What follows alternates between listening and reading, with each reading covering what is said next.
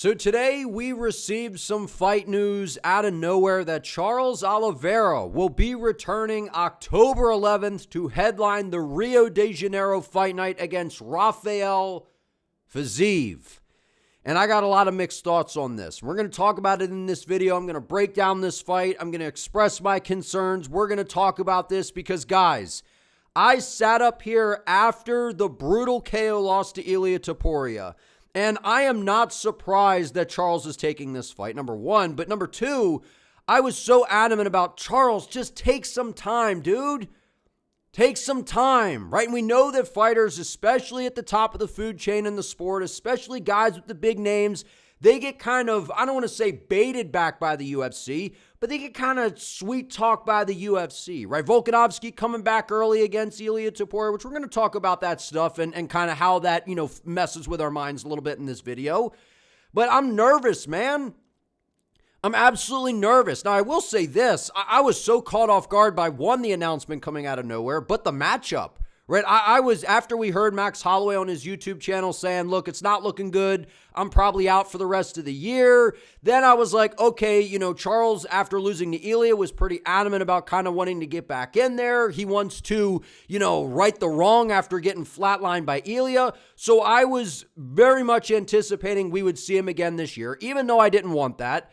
But here we are, right? And I gotta say, guys, I am shocked by this booking. I'm shocked by the matchup, but I also feel much better about this matchup than what the alternative was going to be for Charles, because I didn't think that there was any way he was going to be fighting Fiziev, right? And I had mentioned when I was trying to match-make the lightweight division and what to do, because everyone wants a title shot at 155 right now, I had mentioned Max Holloway versus Charles Oliveira for the BMF title, right? Because they got the name value, they're two OGs, they're legends. It just kind of made sense, right? And that was a fight that I was nervous for, right? And I could have seen them doing that in like December, early next year. But to see this booking in October, after it would be 105 days between UFC 317 and this UFC fight night, I mean, guys, this is such a fast turnaround for a guy that got brutally KO'd for the first time in his career, man. Right? And I know that Charles is a legend, right? Charles is a massive fan base. I mean, we're all a fan of Charles Oliveira, man. Like, we're all fans of Charles. Let's just get that out of the way. But if you're asking me, am I nervous and concerned? Absolutely I am. Absolutely I am. Now, like I said, the positive out of this is, as good as Rafael Fiziev is, this is a much more manageable opponent than what I thought Charles was going to be fighting. I didn't think that they would give Fiziev another top 5 guy, another guy at the top of the food chain right now, because he had 2 cracks at Gaethje, lost both of them. I know one was on short notice, but then he goes out there, beats Bahamondes, okay, but I didn't expect him to get a huge name here for a big opportunity to make a name off Charles Oliveira. And that's kind of what this feels like a little bit for me, man. Right, and it feels like the darkness kind of looming over Do Bronx's time left in the UFC. And I mean, I hate this, dude. I hate it. I'm trying not to get too worked up. I don't want my blood pressure getting too high.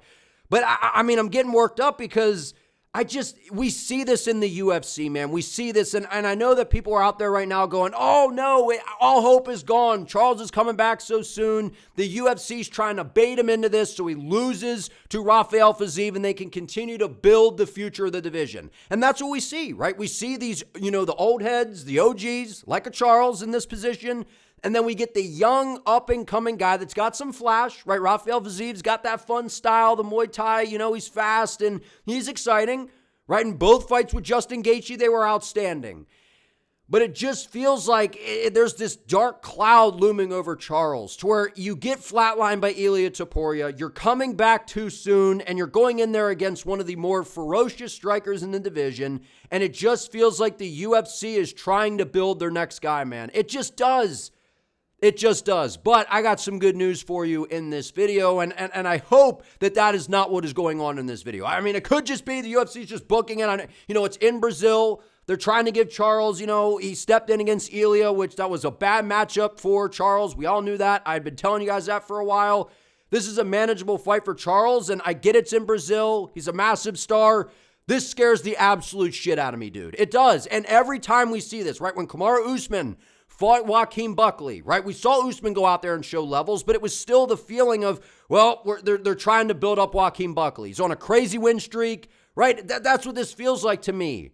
It's what it feels like to me. And I know Fiziev stepped in on short notice against Gaethje, but for him to get Charles Oliveira, like, I am stunned that Fiziev is getting an opponent like this. I figured maybe like a Dan Hooker, someone just, on the brink of, being ranked at like number 10, which is where Fiziev is. So like number 9, number 8, something like that. But I'm shocked by this, man. I'm shocked by this. But here's the reality, guys. Ilia Topuria is the one that knocked out Charles Oliveira. Okay, so let's stop pretending that this was like, oh, well, Charles got, KO'd by Chandler or what. I mean, he got KO'd by literally the pound-for-pound most devastating puncher in the UFC right now and maybe of all time, right? I keep saying that, oh, you're glazing Ilia. No, I'm just telling you what it is. Right outside of Francis Ngannou, big old salty mind Joe Pyfer, right? I mean, Aspinall's a heavy hitter, but I'm saying pound for pound, Ilia is one of the most devastating punchers we've ever seen. And it was a disaster for Charles waiting to happen, right? He just kind of walks into range. Ilia was just going to time him with a shot and put him out, right? That's why I picked Ilia to KO him in the first round. But it was just a disaster for Charles. But it's not like he got KO'd by nobody. I mean, he got KO'd by the hottest name in the sport right now. Right? So, but again, it's this quick turnaround, right? And whenever the quick turnarounds happen, right? And again, as high level as Ilia is, it's still concerning, right? But it's not like Charles got hit by just some random dude, man. Like he got hit by one of the sharpest punchers we've ever seen in the sport, right? But where our heads go? Where do our heads go? We're instantly thinking about this. Volkanovski taking a fight on short notice, up a weight class against Islam, getting KO'd, and then being like, I'm just going to come back a couple months later, and I'm going to take on Ilia Topuria. But guys, who were those fights against for Volk? They were against Islam Makhachev and Ilia Topuria, the two best fighters in the UFC right now. I have them tied at number 1. That's why I hope we get the fight, one day so we could settle it, man. But you know what I'm saying? Those are the two best fighters in the sport. So it's not like, Volk did come back too soon, but it wouldn't have mattered. He would have gotten KO'd by Ilia anyway. And even in a rematch with Islam understood some of the mistakes that Volk was making, and he would have KO'd him regardless. So the point is, take this with a grain of salt, man. Take this with a grain of salt. And I know a lot of the old-time boxing, heads out there, they'll be like, when you get KO'd, you got to take like a year. You got to take some time away. And typically in the UFC, when we see a guy like Max Holloway get knocked out by Ilia Topuria, we see Dustin Poirier get head kicked by Justin Gaethje, they take about 8 months to a year off, right? And those guys, Poirier got knocked out pretty bad by the head kick, but Max, it was the first time getting KO'd, but Charles was absolutely flatlined, which is what happened to Volk here, right? Which is where a lot of the concerns come in. But this is where our heads go, man. But here's some promise, right? Remember when Alex Pereira got knocked out by Israel Adesanya in the rematch and then came back 3 months later, moved up. Now, granted, that was moving up a weight class, so he wasn't compromising himself with a drastic weight cut, which is something to point out, right? Charles, where's his durability at? He's a guy that gets hit a lot. He's taken a lot of damage. That weight cut, we know, is a hard thing for him at 155, right? Which is why I was like, maybe he'll move up to 170. I don't know. But to see him, where Pereira came back 3 months later, I criticized this. I'm like, this is crazy. Coming back, and now you're going to probably fight the best guy you've ever fought at this time in Jan Blachowicz? This is a disaster. Blachowicz, legendary Polish power, right? Well-rounded game. Blachowicz beat Izzy. So if you're getting knocked out by Izzy, I get that the style matchup there with Alex and Izzy, they got history, they know each other well. But Jan, on paper, he was a hard fight for Alex. I still thought Alex would win, but, it was scary. It was absolutely scary. But we saw him bounce back, man. Right, so it's not like, oh, well, you're coming back so soon. It's just a guaranteed L. That's not the reality, okay? And here's the facts. Let's talk about this fight, man. Let's break it down, and I'm going to give you my prediction.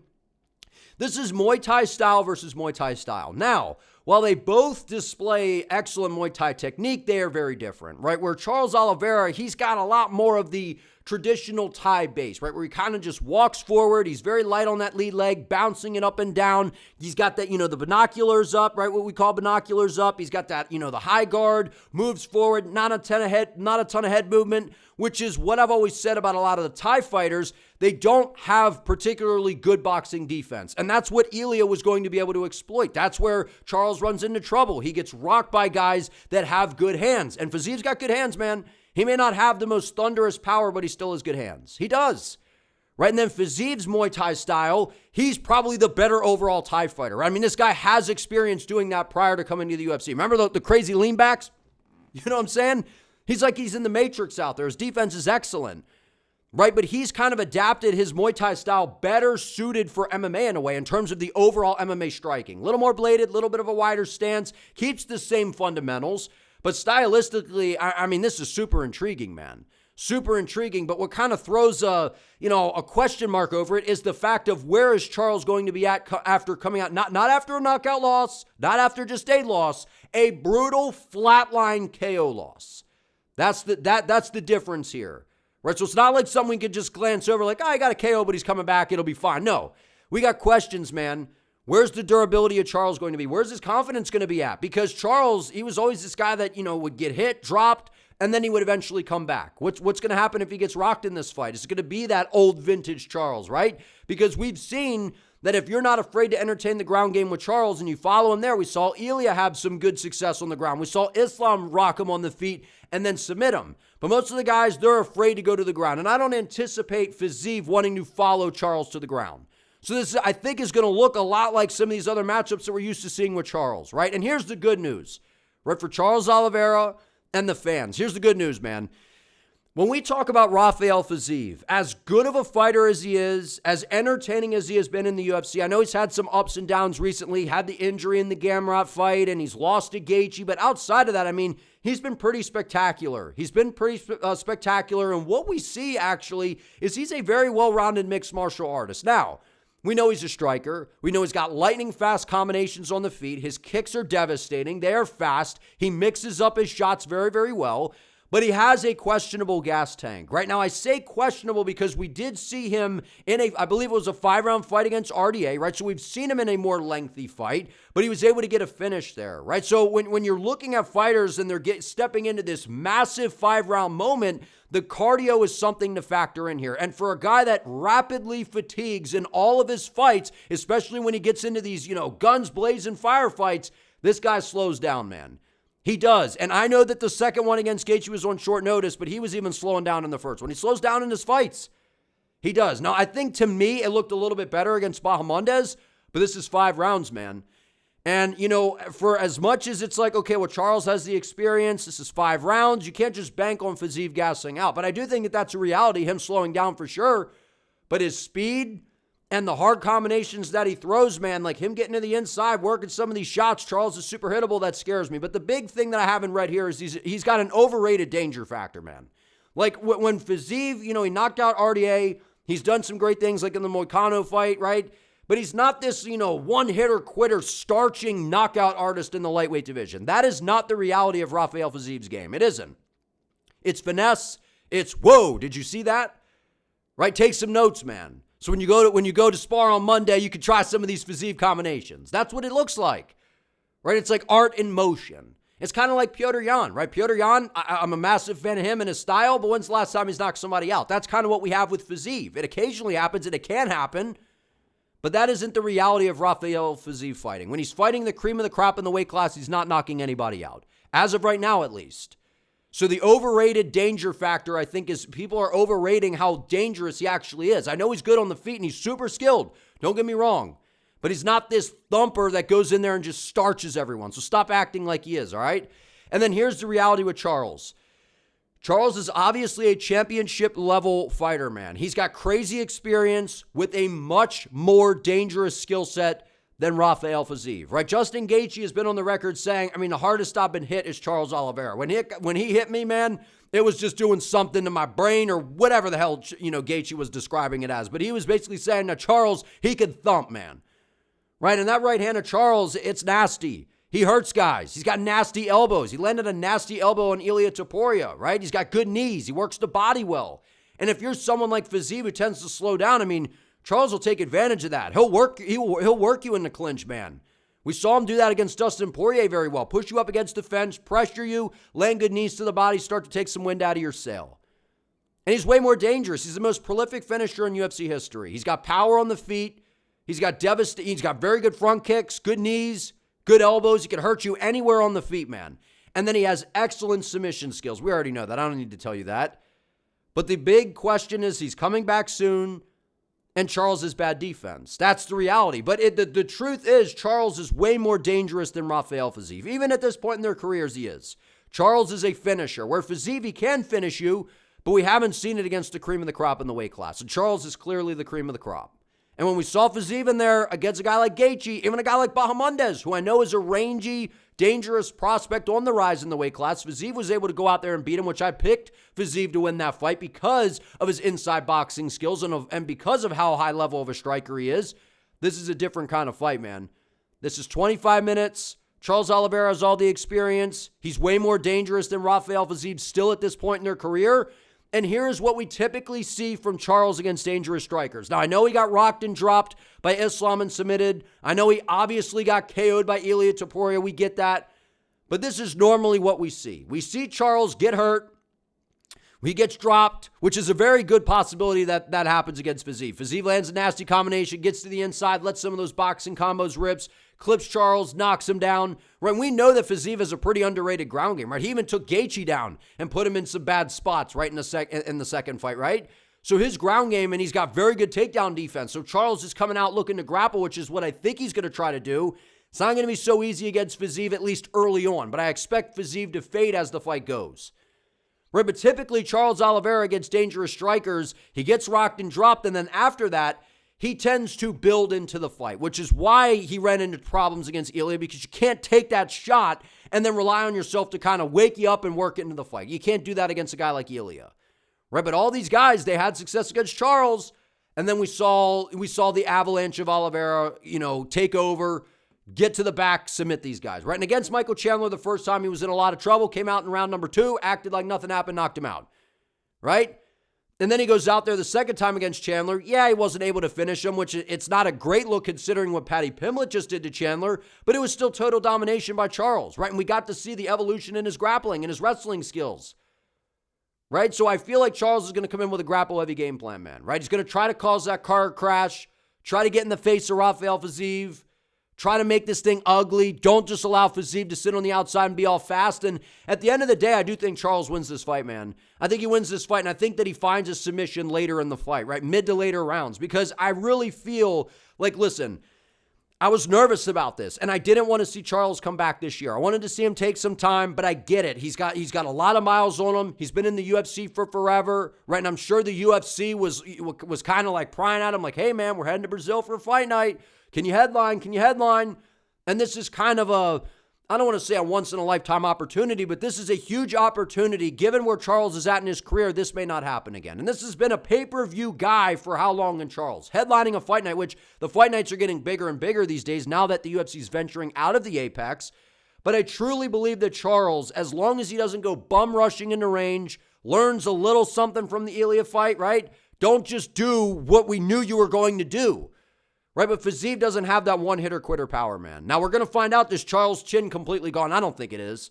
Just because you got KO'd by Ilia. I mean, Ilia's KO'd. Max Holloway's never been KO'd.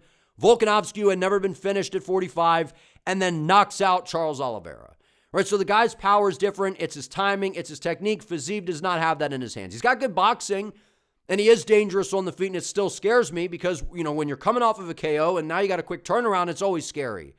But I really believe that if Charles fights smart, throws those front kicks up the middle, tries to beat Fiziev to the punch with those, just doesn't mosey into range, right? Doesn't get too overly aggressive and kind of works the knees to the body, those elbows in close, tries to wear on Fiziev with the grappling, I think Fiziev fades, man. I absolutely think he fades, 100%. And I think that that's why Charles is going to come in and look to make this an MMA fight, right? And we haven't really seen a ton of guys do that against Fiziev. Think about it. We haven't seen, other than Gaethje getting his little takedown at the end of the first fight, right? We haven't seen a lot of guys really go in there and try to mix it up with Fiziev and put a pace on him, right? I know RDA, but come on, man. Like Charles and RDA, it's not even a comparison, right? I know Charles is getting a little older. There's a lot of concerns for Charles coming into this, and I get that, and I had that because I was expecting him to fight a guy like Dan Hooker, to fight a guy, like a Max Holloway, which the Max Holloway fight would have been a disaster. Right, and it wasn't the one that I wanted to see. I'm like, I want to see Charles versus like a Grant Dawson or something, right? Because there's almost no danger of getting finished. But the reality is Fiziev is still dangerous on the feet. He is, but I think Charles, he's going to be in Brazil. He's going to have the crowd behind him. This is going to be a big moment for him. I think that this is a very, very good bounce back opportunity for Charles. And out of a lot of the most dangerous guys in the weight class, I feel like Rafael Fiziev, yes, he's very good on the feet, but he's not a Gaethje. He doesn't have the power like a Chandler. I know Chandler's way, not nearly as good of a technical striker as a guy like Fiziev, but I feel like in terms of the danger factor, yes, Fiziev, of course he could land something. He's a talented striker, but I feel like it's being blown a little bit out of proportion of how dangerous Fiziev actually is. I think Charles puts water in the basement, as Teddy Atlas would say, beats up the body, front kicks, knees. He checks kicks very well, gets his lead leg out of the way. And if you're just going to go out there and straight tie box with Charles, that's kind of his wheelhouse on the feet, man. That's kind of his wheelhouse on the feet. Like, Fiziev does have some decent boxing, but I don't know that it's not better than Poirier. It's not better than Ilia Topuria, right? Maybe you could say, Gaethje's outboxing him, right? So that's really where Charles struggles, is against guys with good boxing on the feet. I think Fiziev's got good hands. I don't think they're good enough. And the power, sure, we got questions about the durability, but I still think Charles can eat a shot. I expect maybe he gets rocked and dropped in this fight, as we've seen often, throughout Charles's career. But I think we see a vintage, hungry Charles Oliveira that bounces back and gets back in the win column. And for the sake of the MMA world, man, I feel like we all kind of need this, right? And if Fiziev wins, it'd be great for the division, but it would be really sad at the same time, because Charles is still a guy that I feel like can compete with a lot of the guys at the top of the weight class, but I can't help but feel like this is some sort of dark cloud looming over. Like, this is almost like the hope of, let's kind of send Charles out of, his top fighting days in the division and kind of feed him to an up-and-coming guy off a quick turnaround to someone like Rafael Fiziev. So I hope that that's not the case, man, but I truly believe if Charles fights smart, puts water in the basement, drags this fight out, I think that eventually Fiziev's takedown defense will start to fade, and I think that Charles can find a submission later in the fight, because as good of a grappler as Fiziev has shown he is defensively, I believe that Charles Oliveira has the advantage there, and you cannot make any mistakes against Charles on the ground. I think he finds a submission as Fiziev fades with the gas tank later in the fight. But if you guys enjoyed this video, please give it a like. Let me know what you think of Charles coming back to fight Fiziev this soon. Do you like it? Are you nervous like me, man? And don't forget to subscribe to the channel. I would greatly appreciate it. See you next time.